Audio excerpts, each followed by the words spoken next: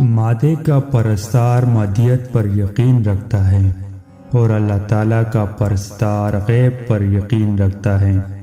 مادہ فنا ہو جاتا ہے، اللہ تعالیٰ ہمیشہ سے ہے اور ہمیشہ رہے گا۔ ہر عمل کی حقیقت کی طرف متوجہ ہونا ضروری ہے تاکہ اس کا پل پایا جا سکے۔ خوشی اطمینان قلب سے حاصل ہوتی ہے، اس لیے صرف وہی کام کرو جس سے اطمینان قلب ہو۔ ارادے کی پختگی عمل کو آسان کر دیتی ہے۔ اصلی آزادی نفس کی غلامی سے آزاد ہونا ہوتا ہے۔ جو بندہ نفس کی غلامی سے آزاد نہیں، وہ غلامی کی زندگی بسر کر رہا ہے۔ جو حق تعالیٰ پر کامل بھروسہ اور یقین رکھتا ہے، وہ ہر کام میں کامیاب اور کامران ہوتا ہے۔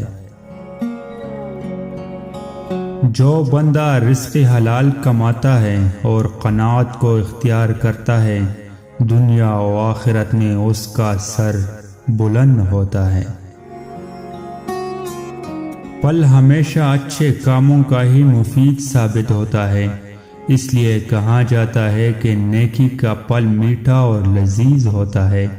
انسان کی خواہشات کی کوئی انتہا نہیں ہوتی، صرف اسی کی خواہشات محدود ہوتی ہے جو قناعت کا دامن پکڑتا ہے۔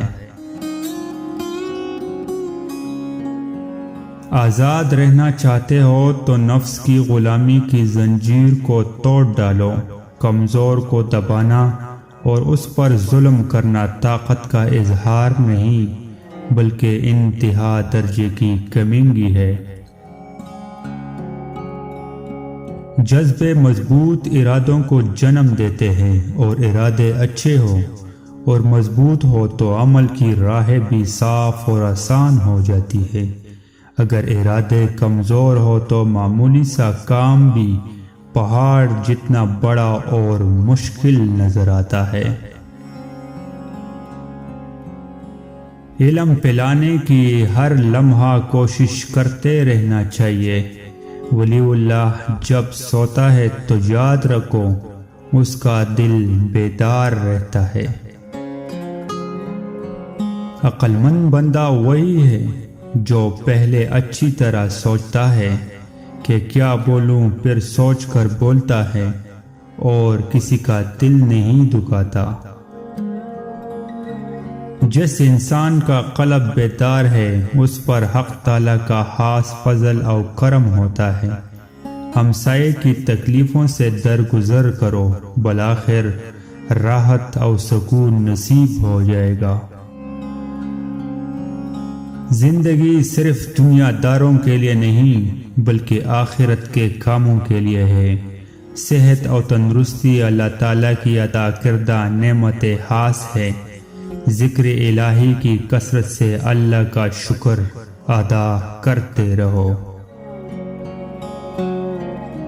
نصیحت کرتے رہا کرو۔ بہت سے لوگ محض نصیحت سننے کی وجہ سے برائیوں سے بچ جاتے ہیں۔ نیک انسان وہ ہے جو اپنے دشمن کے بارے میں بھی غلط اور بری سوچ نہ سوچے۔ جو سادگی پسند ہو اور سادگی اختیار کرے وہ سکون میں رہتا ہے۔ طمع اور لالچ کرنے والے کا پیٹ کبھی نہیں بھرتا، اس کا پیٹ صرف قبر کی مٹی ہی بھر سکتی ہے۔